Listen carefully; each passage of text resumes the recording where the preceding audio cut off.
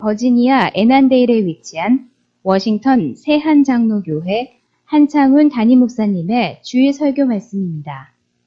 하나님을 더욱 잘 알아가는 은혜의 시간이 되시길 바랍니다.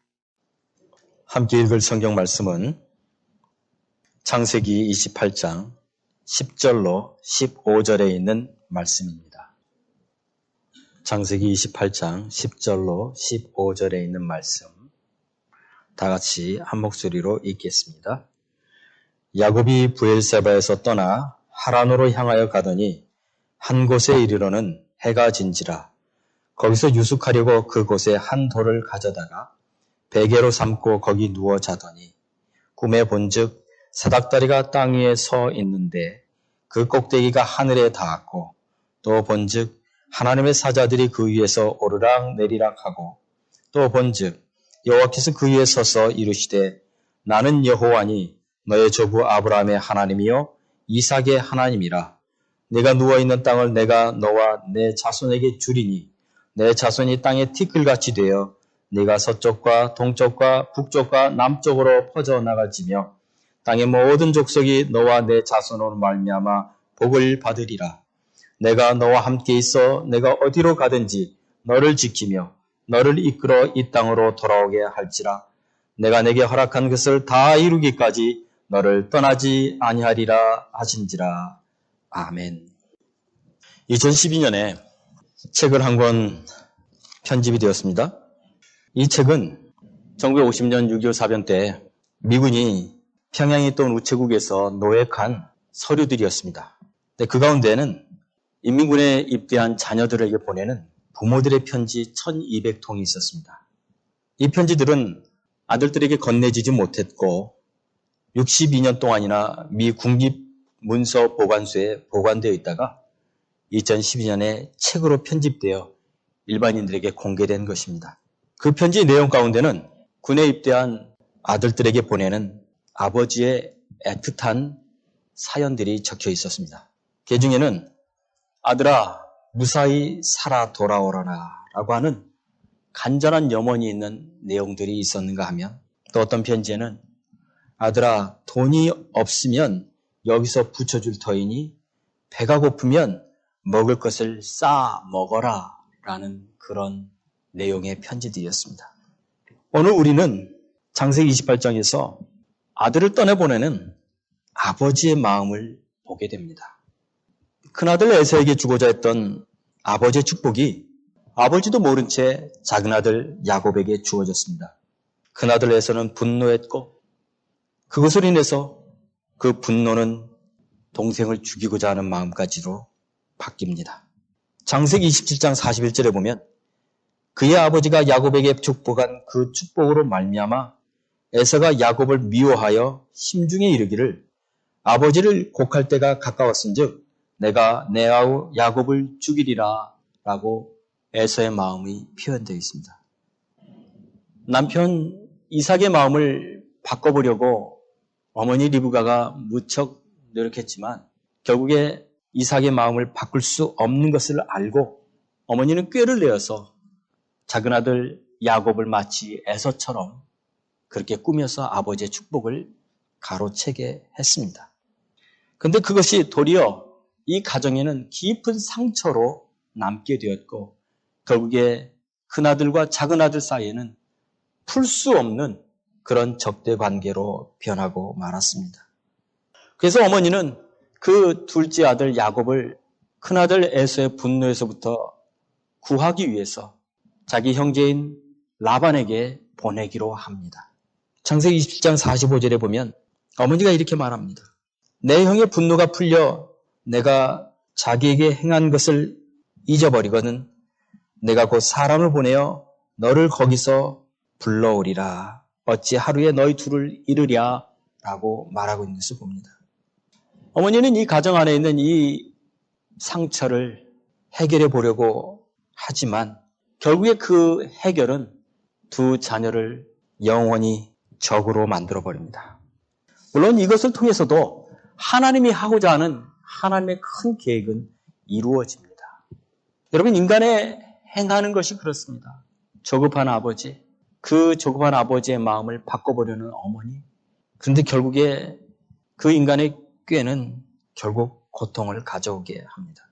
이 가정은 결국에 다 깨어지고 이 가정을 다시 온전케 할 수 있는 것은 오직 하나님의 섭리밖에 없습니다. 하나님께서는 이 가정을 다시 세우십니다. 그 이야기가 우리가 읽은 28장부터 시작됩니다. 어떻게 하나님이 이 가정을 다시 세우시는지 오늘 우리가 이 본문을 통해서 한번 살펴보겠습니다. 그런데 그 가운데서 우리는 세 가지 메시지를 듣게 됩니다. 첫 번째는 사람의 계획은 불필요한 고난을 가져다 준다는 것입니다. 아버지 이삭은 이제 아들 야곱을 불러놓고 밧단 아람으로 갈 것을 명령합니다. 그것은 형 에서의 분노로부터 야곱을 지켜주기 위한 어머니의 계획이었습니다. 그러나 그것이 얼마나 오랫동안 이 자녀들이 멀리 떨어져 있을 것인지, 그리고 결국엔 어머니 리브가는 그 사랑하던 아들 야곱을 결국 다시 만나지 못할 것인지를 전혀 모릅니다. 사람은 모릅니다. 앞으로 어떤 일이 일어날지 아무도 모릅니다. 오직 하나님만이 아십니다. 아버지 이삭은 아들 야곱이 떠나기 전에 마지막으로 그를 축복해 줍니다. 그런데 아버지 이삭의 마음이 무척 복잡합니다. 지금 아버지 앞에 앉아서 마지막 축복을 받으려고 기다리고 있는 그 아들은 며칠 전에 자기에게 와서 자기가 에서라고 말했던 자기를 속인 아들입니다.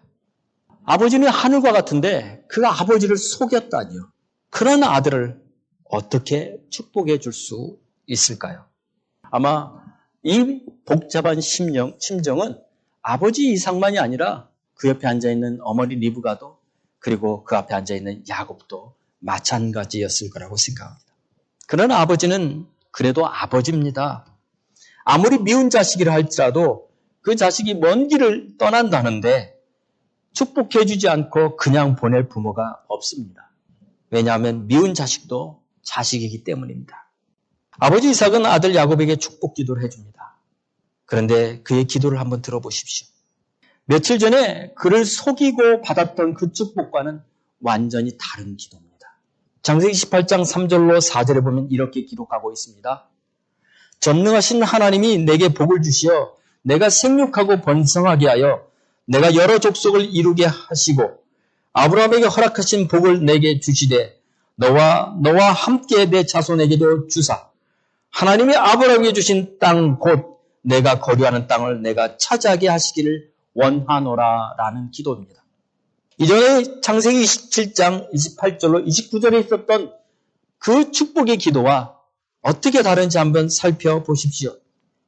창세기 27장에 주셨던 축복의 기도도 대단한 기도였습니다. 풍성한 곡식과 포도주와 그리고 만민이 너를 섬기고 열국이 내게 굴복하고 너를 저주하는 자는 저주를 받고 너를 축복하는 자는 축복을 받을 것이라고 하는 대단한 축복의 기도를 해주었지만, 그러나 오늘 창세기 28장 4절에 있는 것처럼 아브라함에게 허락하신 복을 내게 주시되 라는 이 말은 하지 않았습니다. 아브라함에게 주신 땅, 곧 내가 거류한 땅을 내가 차지하게 할 거라고 하는 이 축복은 하시지 않았습니다. 이것을 통해서 우리는 이제 드디어 하나님은 야곱을 향한 하나님의 큰 계획을 보여주고 있다는 사실을 깨닫게 됩니다. 아브라함에게 주셨던 그 축복이 이제 이 아들 야곱에게 온전히 주어지는 것입니다. 명칭상부 그는 이 가정을 이끌어갈 장자가 되고 있는 것입니다. 이것은 어머니 리브가가 그렇게도 원했던 겁니다. 그리고 야곱도 그렇게 원했던 겁니다. 옆에서 야곱을 축복하고 있는 아버지 이삭을 바라보는 어머니 리브가의 마음은 위로로 가득 찼을 것입니다. 왜냐하면 이것들을 얻기 위해, 이 축복을 얻기 위해 그렇게 남편 이삭을 속여야 했었기 때문입니다. 아들 야곱은 이제 먼 길을 떠납니다. 그 축복의 대가는 굉장히 혹독한 것이었습니다. 창세기 28장 10절에 보면 야곱이 브엘사바에서 떠나 하란으로 향하여 가더니라고 말하는데, 이 브엘사바에서 하란까지의 거리가 무려 500마일입니다. 지금이야 500마일 큰 거리 아니지만 당시는 이것은 일주일을 가야 되는 거리였습니다.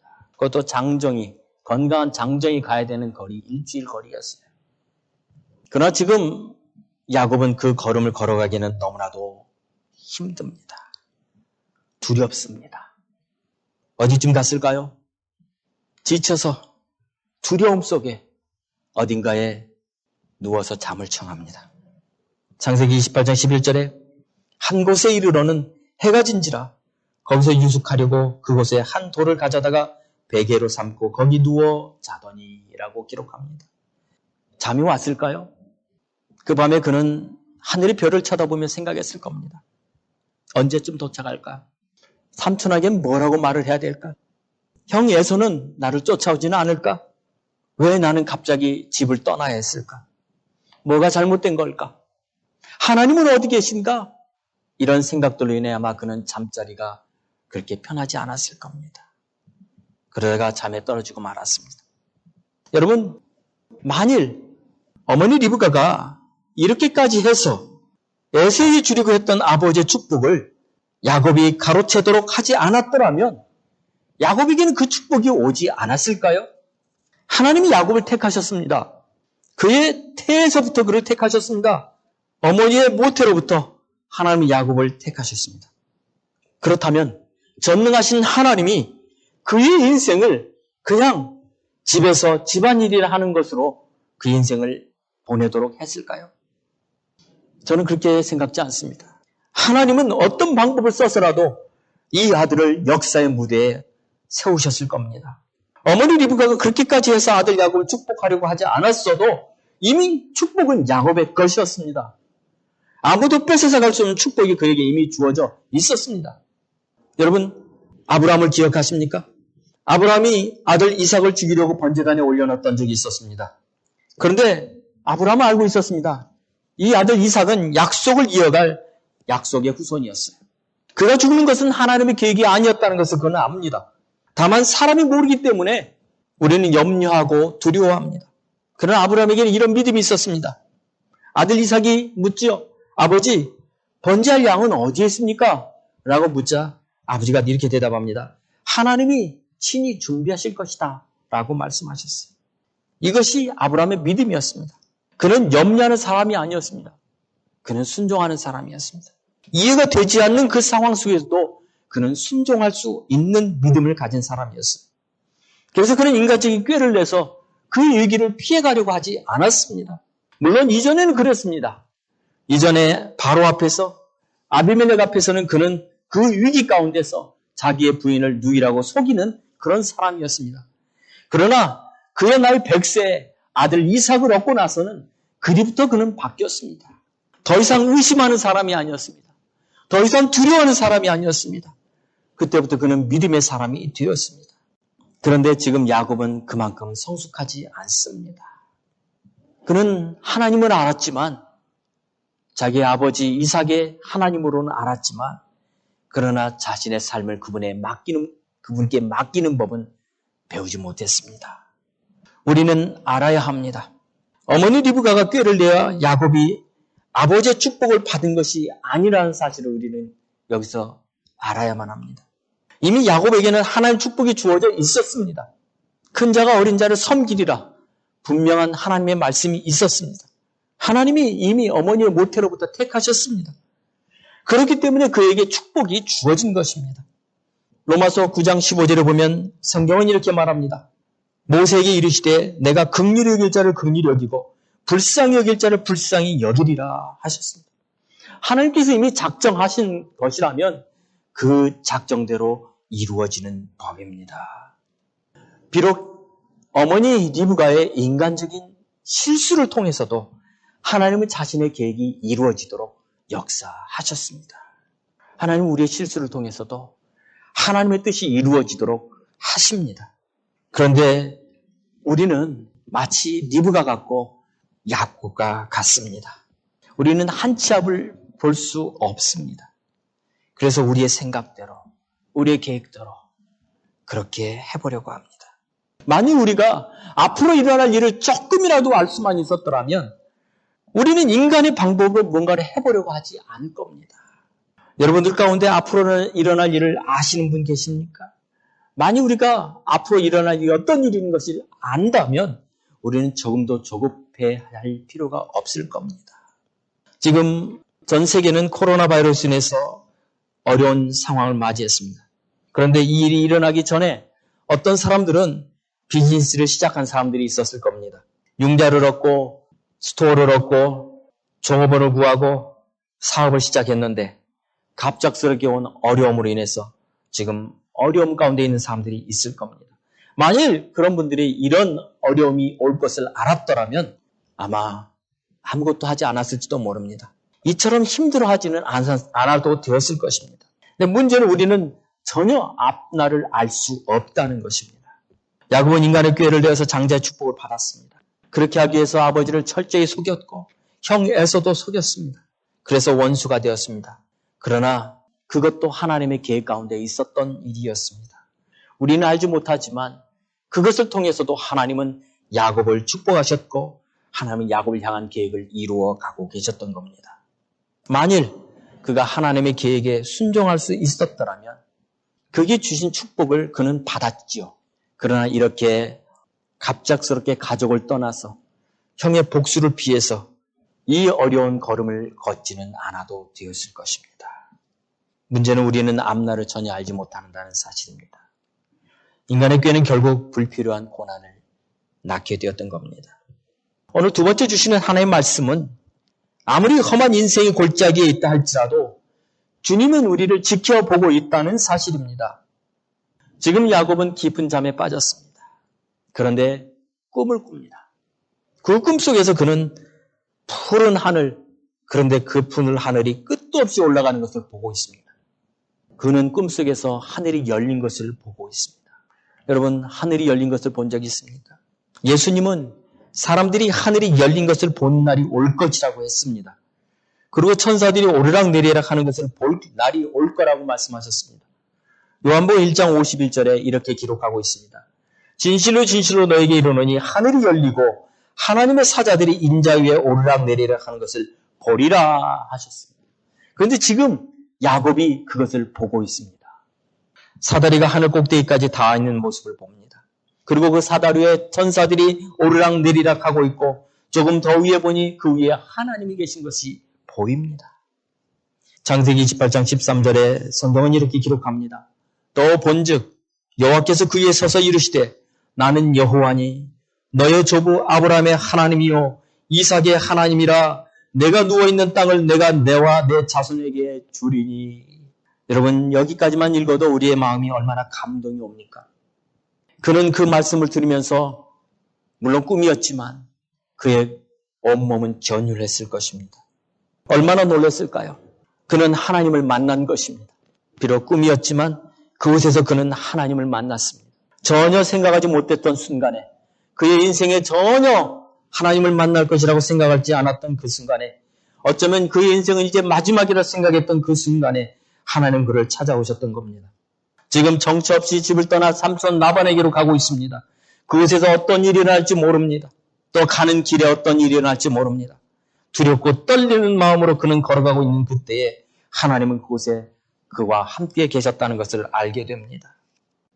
사랑하는 성도 여러분, 혹시 여러분 가운데 야곱처럼 전혀 뜻밖의, 전혀 알지 못했던 순간에 하나님을 만나본 사람이 계십니까? 모든 것이 다 무너져 내리고 이제 의지할 뿐이라고는 아무도 없다고 생각하는 그 순간에 하나님이 여러분을 찾아온 적은 없으셨습니까? 그분은 상한 갈대를 꺾지 않으시며 꺼져가는 등불을 끄지 않으시는 분이십니다. 가장 어렵고 힘든 그 순간에 주님은 찾아오시는 분입니다. 미국의 닉슨 대통령이 워터게이트 사건으로 인해서 사임을 하게 됩니다. 그런데 그 밑에서 대통령을 보좌하던 사람 가운데 한 명은 감옥에 가게 됩니다. 척 콜슨이라고 하는 사람입니다. 그 인생은 한참 오르다가 백악관에서 감옥으로 가게 됩니다. 그런데 그때 그는 주님을 만납니다. 그가 사회에서 잘 나갈 때 그는 주님을 그렇게까지 만난 적은 없었습니다. 그런데 전혀 생각지 않았던 그 순간에 주님이 그를 찾아오셨고 그의 인생을 완전히 바꾸어 버렸습니다. 그래서 그는 백악관에서 감옥이라는 책을 냈습니다. 여러분, 야곱에게 하나님의 약속의 말씀을 들려주십니다.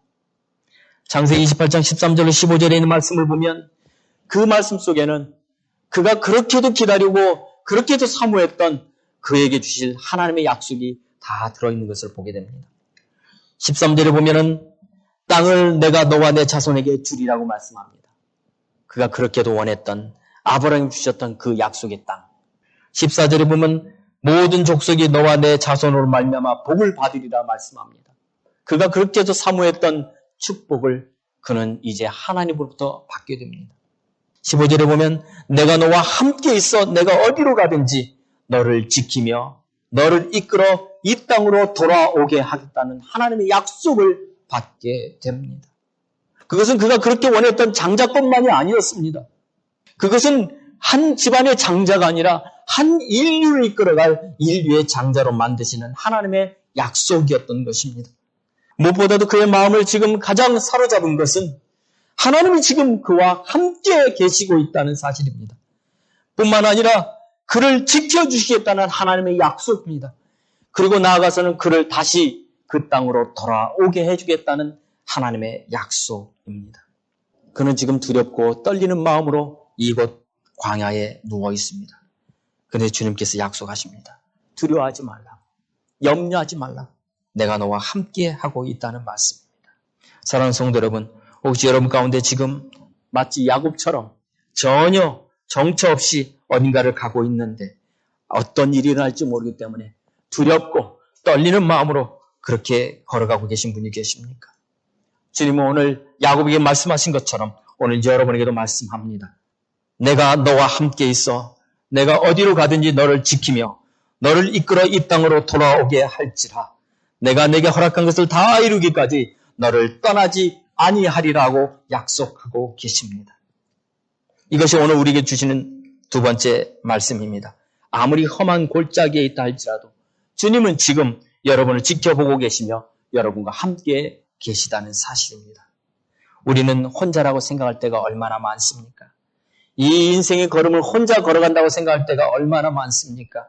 그런데 그것은 우리의 생각입니다. 야곱은 혼자라고 생각했습니다.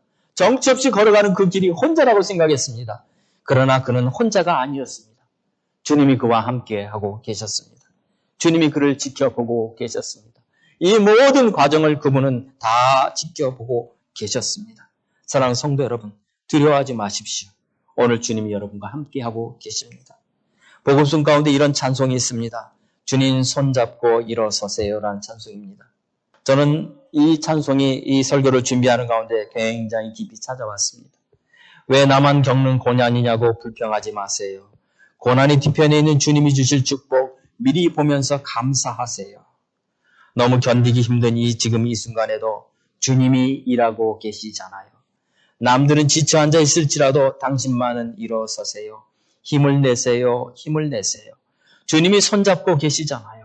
주님이 나와 함께함을 믿는다면 어떤 역경도 이길 수 있잖아요. 왜 이런 슬픔 찾아왔는지 원망하지 마세요. 당신 일 잃은 것보다 주님께 받은 은혜 더욱 많음에 감사하세요. 너무 견디기 힘든 지금 이 순간에도 주님이 일하고 계시잖아요. 남들은 지쳐 앉아 있을지라도 당신만은 일어서세요. 힘을 내세요. 힘을 내세요. 주님이 손잡고 계시잖아요. 주님이 나와 함께함을 믿는다면 어떤 고난도 이길 수 있잖아요. 라는 찬송입니다. 하나님은요, 오늘 이 시간에도 우리와 함께하고 계시며 이 찬송처럼 주님은 지금도 일하고 계십니다. 힘을 내시기 바랍니다. 마지막으로 오늘 우리에게 주신 말씀은 우리 모두는 하늘의 문 앞에 서 있다는 사실입니다. 지금 야곱은 알지 못한 채 하늘의 문 앞에 서 있었습니다. 그가 누워있는 곳은 광야였습니다. 아무도 없는 광야였습니다. 아마 세찬 바람만이 불어치는 그런 광야였을 겁니다. 어디든가 들리는 짐승의 소리만이 들리는 광야였을 겁니다. 철저히 혼자였던 광야였습니다. 아무도 말할 사람이라고는 없는 그런 광야였습니다. 그런데 그곳에 주님이 그와 함께 하셨습니다. 그리고 주님께서 그에게 말씀하셨습니다. 그에게 주실 모든 약속의 말씀을 주셨습니다. 야곱이 꿈에서 깨어납니다. 그리고 나서 그가 이렇게 고백합니다. 창세기 28장 17절에 이에 두려워하여 이르되 두렵도다. 이곳이요. 이것은 다름 아닌 하나님의 집이요. 이는 하늘의 문이로다 라고 말합니다. 그가 누워있었던 그곳이 바로 하나님의 문이었다는 것을 깨달았습니다. 하늘의 문이 열려 있는 하나님이 계신 곳이었다는 사실을 깨닫게 됩니다. 여기서 말하는 하늘의 문이라는 것은 그 어떤 장소를 말하는 것이 아닙니다. 주님을 만나는 곳이라는 뜻입니다. 세상적인 곳이 아니라는 겁니다. 영적인 곳이라는 겁니다. 바로 거룩한 곳, 하나님의 면전이라는 것입니다. 사랑하는 성도 여러분, 지금 야곱은 전혀 알지 못한 중에 하나님의 문 앞에 있다는 사실을 깨닫게 되었습니다. 지금 우리 앞에 하나님의 문이 열려 있습니다. 시편 20편 1절에는 시편 기자가 이렇게 기록합니다. 환난 날에 여호와께서 내게 응답하시고 야곱의 하나님의 이름이 너를 높이 드시며 합니다.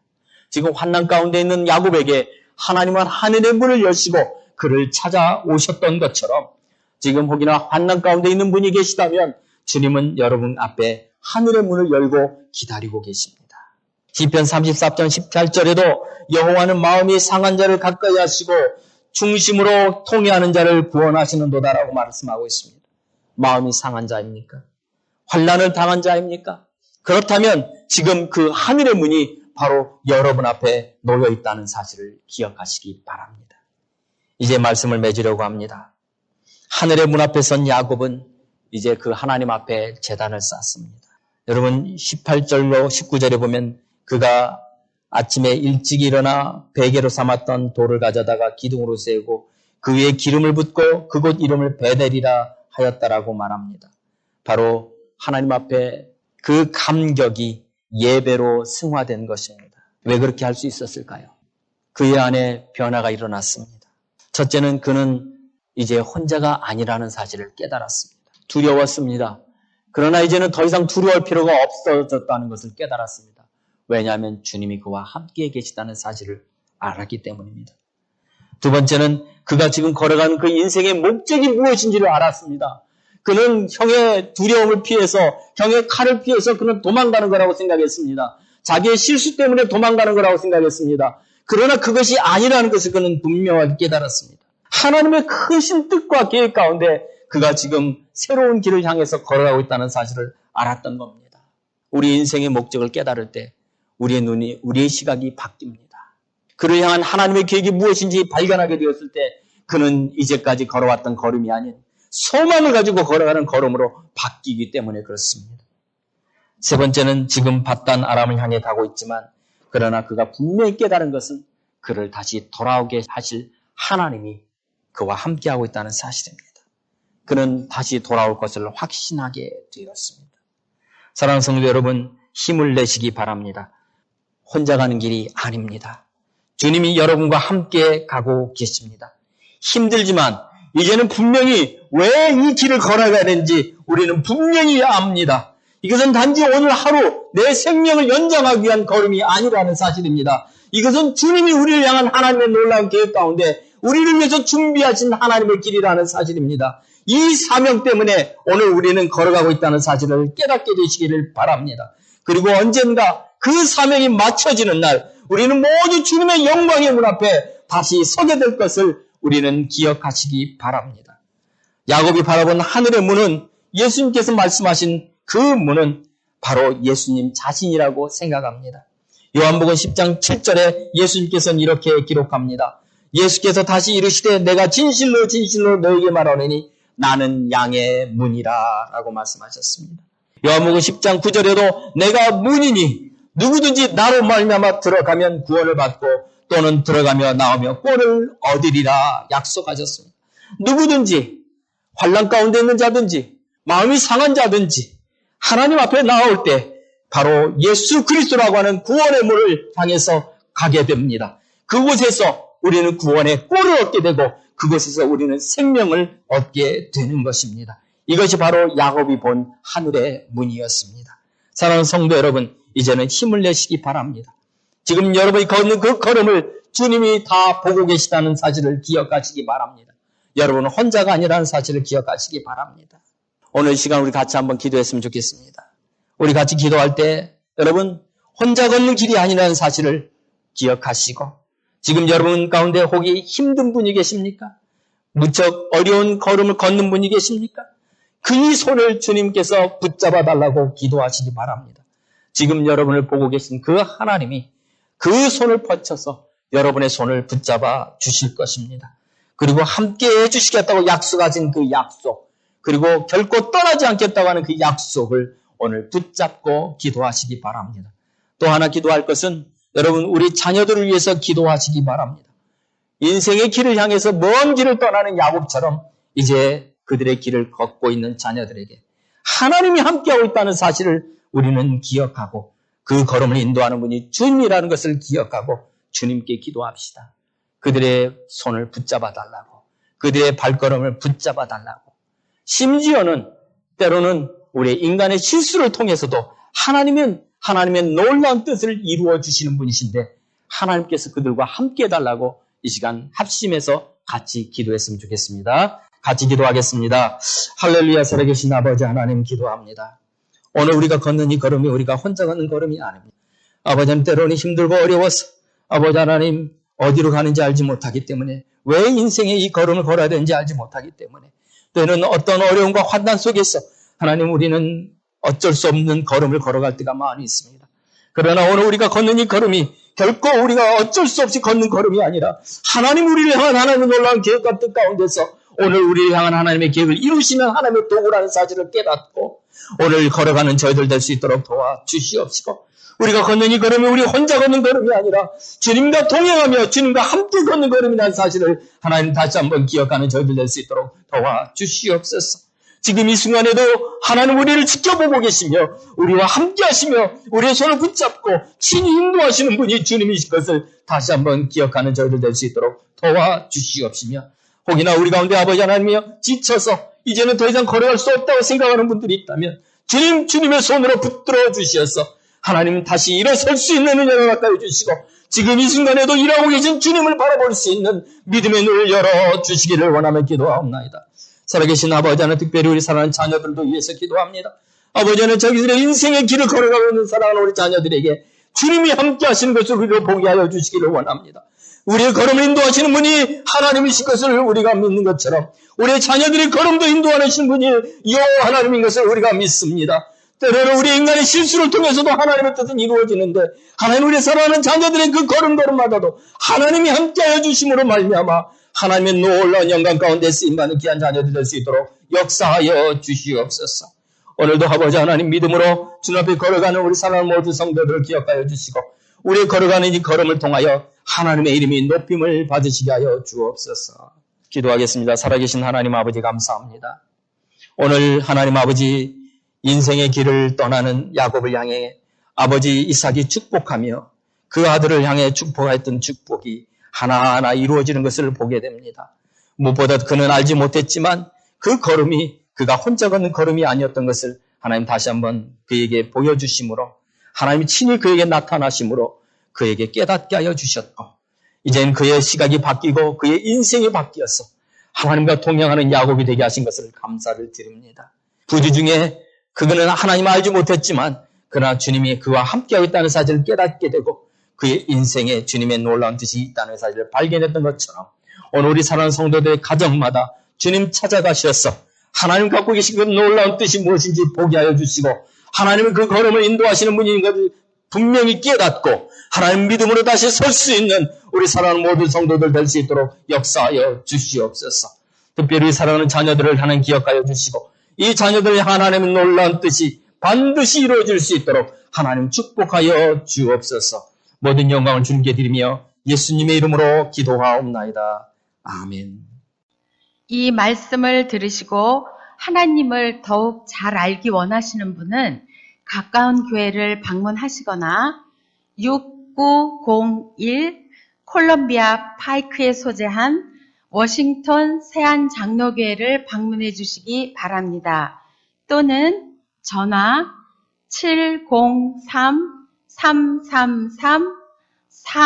703-333-3123 이메일